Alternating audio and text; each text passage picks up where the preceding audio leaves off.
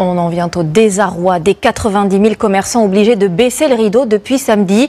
Déjà, on le remarque, cela crée des tensions, comme à Dieppe, en Seine-Maritime, où une commerçante s'est retrouvée en garde à vue. D'autres ont été verbalisés. Ces professionnels qui craquent, Guillaume Torel et Antoine Santos les ont rencontrés. En 34 ans de métier, Florence n'avait jamais connu cela. Dimanche dernier, n'ayant pas le droit d'ouvrir, elle décide de faire des photos de sa boutique pour promouvoir les ventes en ligne. Rien d'illégal. La police nationale passe. Madame, vous ouvrez. Je dis non, je sors de ça parce que je vais faire des photos.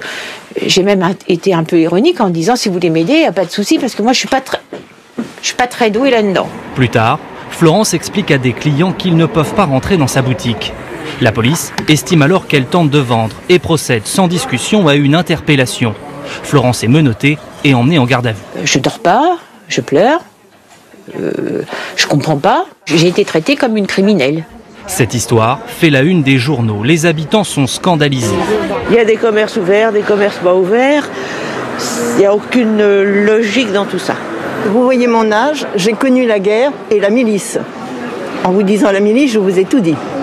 C'est ce que vous pensez aujourd'hui des pratiques qui sont faites contre les voilà, vous voyez la petite dame là, ce qu'elle a eu. C'est traumatisant, c'est une honte. Elle aurait tué, ça n'aurait pas été pire. Dans sa boutique, Mathias peut recevoir des clients. Lui aussi est outré par la garde à vue de la commerçante. Je trouve ça inacceptable. Donc, même que ce soit la nationale ou que ce soit la municipale, aujourd'hui, c'est des gens qui habitent sur Dieppe et que je pense qu'ils peuvent être compréhensibles par rapport à la situation actuelle des petits commerçants. Le ras-le-bol des commerçants semble se généraliser. Cela fait 1 an que la situation est difficile. C'est choquant, on essaye de faire au mieux tout ce qu'il faut pour continuer de travailler, mais malgré tout on a l'impression qu'on nous met tout le temps des bâtons dans les roues. Voilà.